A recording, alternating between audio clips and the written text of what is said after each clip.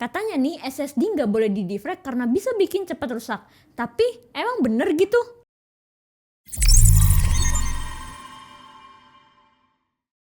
Halo, ketemu lagi bareng aku di PEMS Channel. Pertanyaan tadi pasti sering banget kan denger, jangan pernah defrag SSD. Di sini aku mau pastiin bahwa pernyataan itu kurang tepat. Kurang tepatnya gimana? Apakah artinya kita boleh defrag SSD? Bukan itu, yang jadi permasalahannya adalah bukan tentang boleh atau nggak bolehnya, tapi bisa atau nggak bisanya. Karena sekarang di Windows nggak ada lagi instruksi untuk defrag SSD. Nggak percaya? Coba kita buka nih, klik search, terus cari defrag. Nanti muncul kan defragment dan optimize. Lalu kita buka. Kelihatan kan semua storage yang kita pakai di laptop atau PC, termasuk tipe dan statusnya. Di sini kelihatan kalau HDD tertulis ada keterangan fragmentednya, sedangkan untuk SSD nggak ada kata-kata fragmented. Dan di bawah cuma ada button analyze dan optimize. Nggak ada tuh kata-kata defragment untuk SSD. Artinya, sistem Windows emang udah tahu bahwa SSD nggak perlu di-defrag. Perintah optimize yang ada di situ bukan untuk defrag SSD, tapi untuk kembali memaksimalkan SSD kalian dengan metode trim, bukan defrag loh ya. Nah, terus apa itu trim? Nah, sebelum kita bahas trim, kita bahas dulu apa itu defragment dan kenapa kok SSD nggak butuh lakuin itu. Gini nih simpelnya, ini adalah piringan harddisk yang menyimpan semua file kita. Piringan atau harddisk ini terbagi jadi ribuan sektor. Nah, satu buah file yang disimpan akan dipecah ke dalam beberapa sektor. Idealnya, pecahan file yang sama akan disimpan di sektor yang berdekatan agar mudah diakses, ditandai dengan value binary yang mirip. Tapi seiring berjalannya waktu, kita bakal banyak isi dan hapus data, sehingga akhirnya file-file tadi harus berada di sektor yang jauh, karena udah nggak ada lagi sektor kosong yang berdekatan. Jadi kurang lebih bakal berantakan kayak gini. Inilah yang disebut fragmented, yang artinya file yang kita simpan semakin terpecah jadi fragmen kecil dengan letak berjauhan. Dan seperti yang kita tahu nih, harddisk masih menggunakan actuator atau jarum yang secara manual akan mencari data di atas piringan atau harddisk ini. Jadi kalau filenya berada di sektor yang berjauhan, otomatis proses read and write file akan menjadi lebih lama. Dengan melakukan defrag, pada dasarnya kita mengatur ulang file yang terpisah dan dikumpulkan menjadi satu, termasuk sektor yang menjadi free space di harddisk tersebut. Hal ini akan mempercepat performa harddisk karena untuk membuka satu file hanya perlu membaca satu area sektor aja. Terus gimana ceritanya dengan SSD? Sebenarnya kurang lebih sama.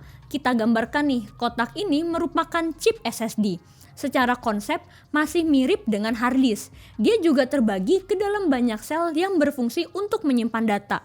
Seiring berjalannya waktu, kita bakal mengisi dan menghapus data sampai akhirnya file yang ada jadi terpecah ke dalam beberapa sel yang berbeda. Nah, disinilah letak perbedaannya. Nggak kayak harddisk yang masih pakai aktuator mekanik, penyimpanan di SSD semuanya udah elektronik. Jadi bisa dibilang SSD itu lebih hafal semua letak filenya, yang berdampak ke proses akses file jadi lebih cepat.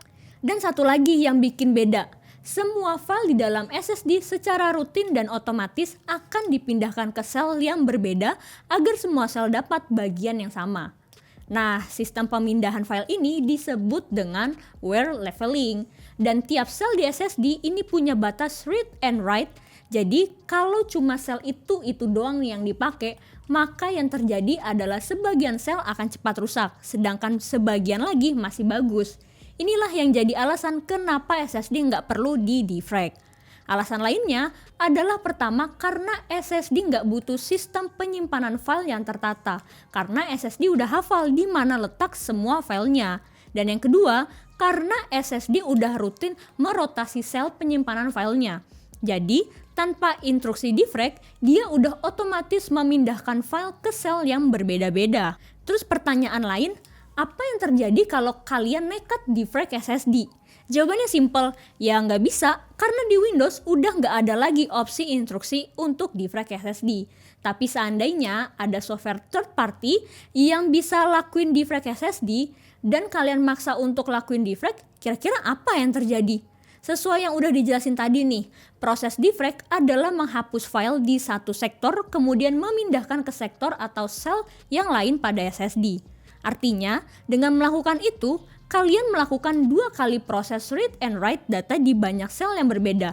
Dan kita semua udah tahu bahwa usia SSD sangat bergantung dengan banyaknya proses read and write di satu sel. Jadi dengan melakukan defrag, kalian nih justru secara nggak langsung malah mengurangi umur SSD tersebut karena banyaknya proses read and write di banyak sel yang berbeda. Bukannya tambah optimal nih, malah SSD bisa jadi cepat rusak. Kalau tadi kita bahas soal word leveling, kini kita bahas soal trim. Trim ini berfungsi untuk menghapus blok yang udah nggak terpakai, yang sudah ditandai untuk dihapus oleh sistem tanpa perlu menunggu data baru yang akan mengisi sel di dalam SSD. Analoginya gini, kita anggap tiap huruf di kata ini disimpan di satu sektor. Kalau aku mau ganti kata ini, maka yang dilakukan SSD adalah menghapus huruf lama satu persatu lalu diganti ke huruf yang baru. Nah, dengan trim nih, maka yang dilakukan adalah memerintahkan SSD untuk hapus aja semuanya. Nggak perlu nunggu kata barunya muncul dulu. Jadi dengan melakukan trim, otomatis kita akan bikin SSD lebih optimal lagi. Terus, seberapa sering nih kira-kira SSD kita membutuhkan trim secara manual? Sebenarnya nggak perlu, karena sistem Windows akan secara otomatis melakukan trim di sistemnya. Terus kalau mau di schedule manual gimana? Ya bisa aja. Caranya gini, klik search, terus cari defrag, lalu klik defragment dan optimize. Lalu klik optimize. Di sini kalian bisa atur jadwal trim dari SSD kalian, mau mingguan, bulanan, ataupun harian juga bisa. Nah itu dia konten tambah smart bareng PEMS Channel kali ini. Gimana menurut kalian? Mungkin ada saran nih untuk konten sejenis ini? Bisa langsung komen aja di bawah. Dan jangan lupa untuk like, share, dan subscribe channel ini sebagai bentuk dukungan dan semangat untuk kami. Dan kami tidak pernah lupa untuk mengingatkan kalian main-main ke pemschannel.com agar dapat melihat perkembangan teknologi khususnya di bidang IT. Dan jangan lupa join Line Square dan Discord kami, follow sosial media yang ada di deskripsi, dan sekian dulu dari aku. Bye-bye!